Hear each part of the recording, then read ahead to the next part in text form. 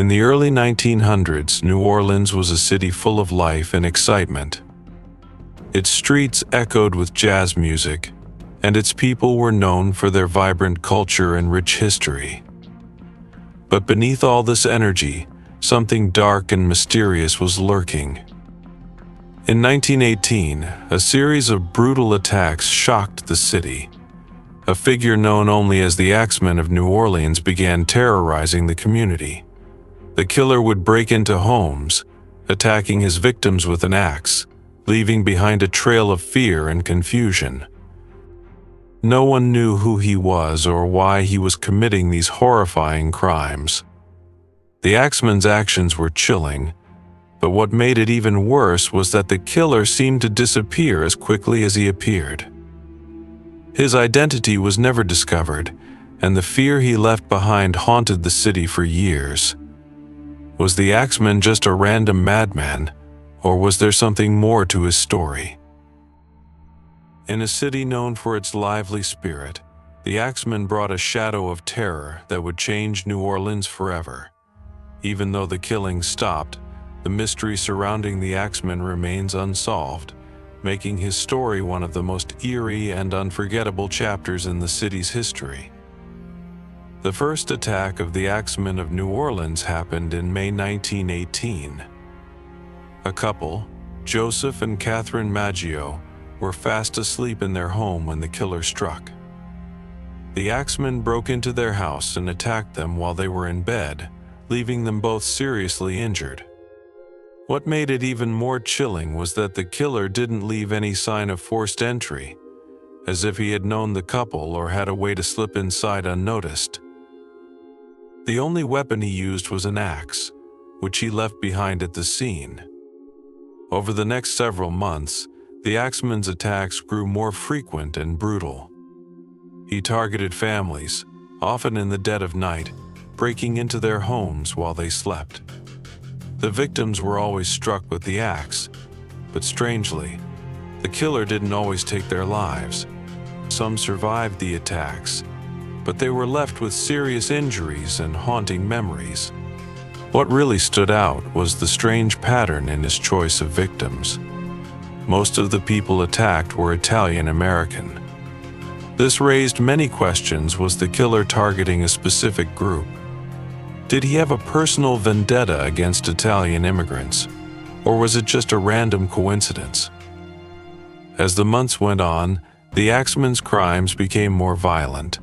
He seemed to be growing bolder, with each attack leaving the city more frightened than before.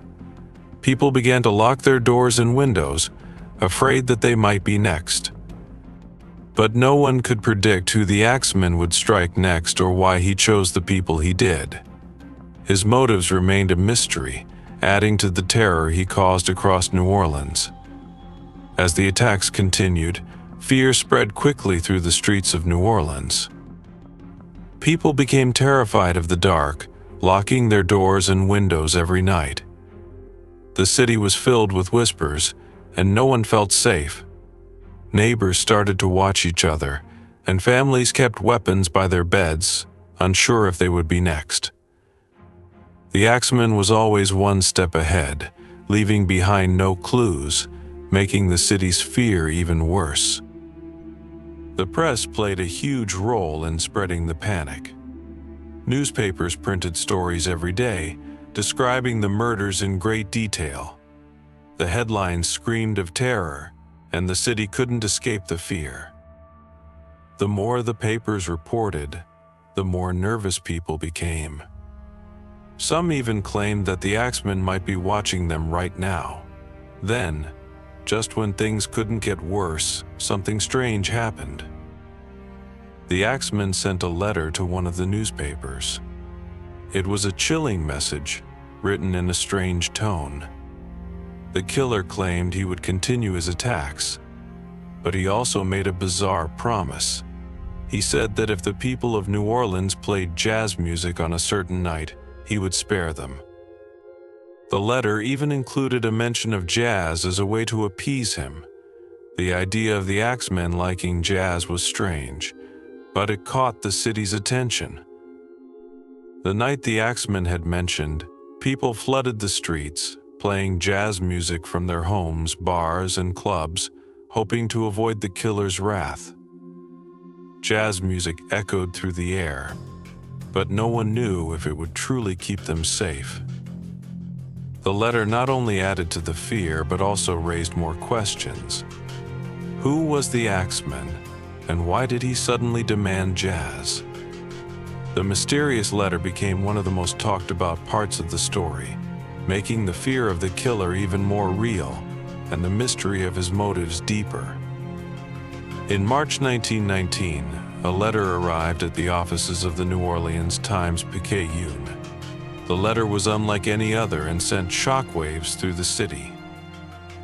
It was from the Axeman himself, and it had a strange demand. He wanted the people of New Orleans to play jazz music to avoid becoming his next victims. The letter was filled with eerie details. The Axeman said that on a specific night, if the city played jazz loudly, he would spare them.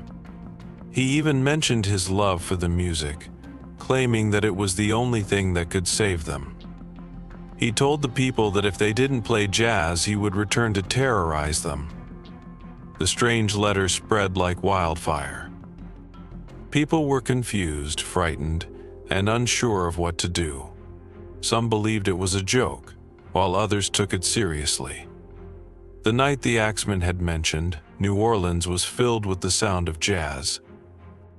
Musicians played in bars, on street corners, and in their homes. The city's famous jazz scene came alive in an attempt to protect itself from the killer. The impact on the New Orleans jazz scene was huge. Jazz music, already popular in the city, became a symbol of resistance. It was a way for people to fight back against the fear and terror that had gripped the city. The Axeman's letter, in a strange way, gave jazz even more power, making it not just music, but a form of protection. But did the music really stop the Axeman? That's something no one could ever prove. The strange connection between the killer and jazz left the people of New Orleans with more questions than answers, and the fear of the Axeman continued to haunt the city long after that night.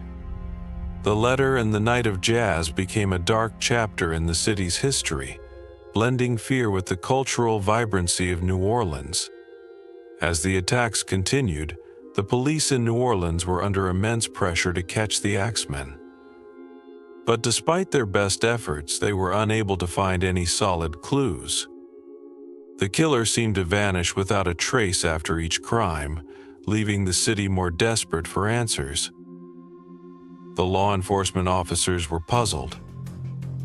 They searched for fingerprints, questioned witnesses, and followed every lead, but nothing ever seemed to point to a suspect.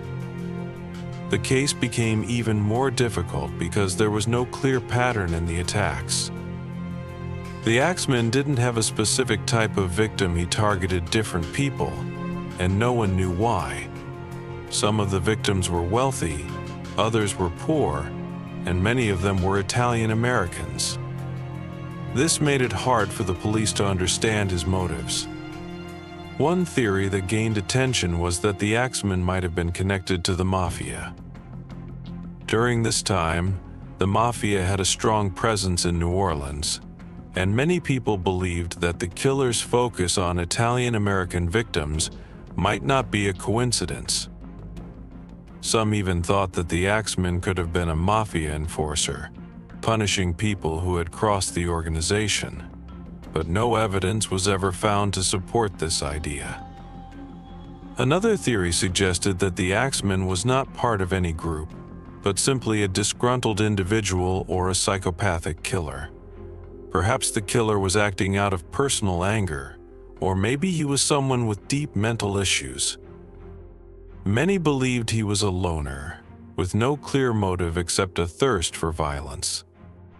No matter what theory people considered, the Axeman's identity remained a mystery.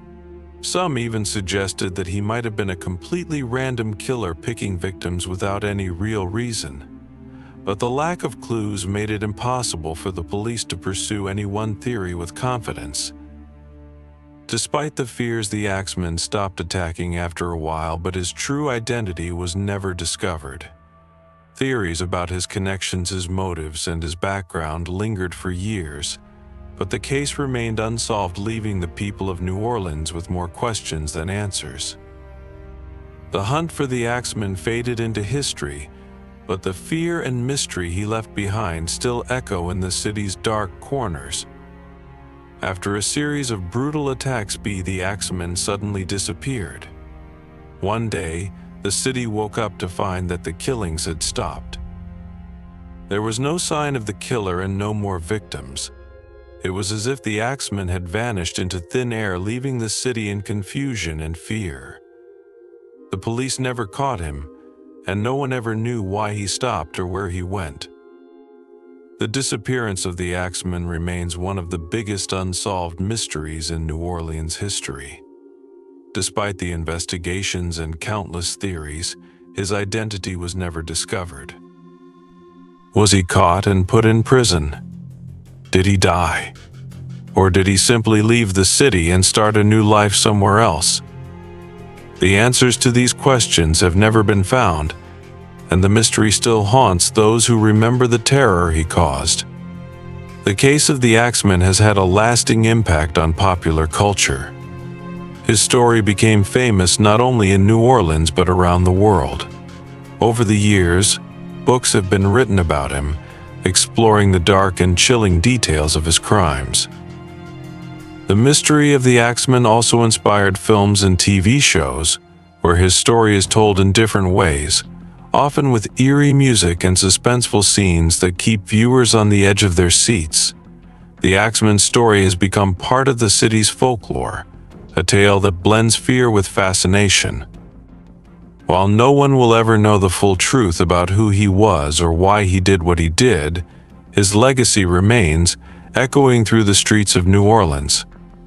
The mystery of the Axeman is a story that continues to intrigue and frighten, reminding us that some questions may never have answers. The fear caused by the Axeman of New Orleans left a deep mark on the city. For years, the people lived in terror, never knowing when or where the killer would strike next. Even after the attacks stopped, the shadow of fear remained, and the story of the Axeman became part of the city's dark history. People would always remember the sleepless nights and the constant worry that the killer was watching them.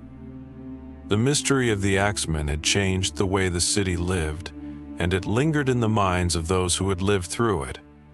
But the Axeman's legacy didn't just live on through fear. It became a part of New Orleans culture. His story, filled with mystery and suspense, has been passed down through generations. It has inspired countless books, films, and shows, and his name still pops up in conversations about unsolved crimes. The Axeman is no longer just a killer, he's become a symbol of the unknown, a reminder that some mysteries remain unsolved forever. People are drawn to unsolved crimes because they are puzzles that we can never quite put together. The Axeman is one of those unsolved mysteries that will continue to fascinate and frighten for years to come. His story has become a part of New Orleans lore, something that both terrifies and captivates the imagination. Though we may never know who the Axeman really was, his place in history is secured, and his name will echo through the city's dark corners for generations to come.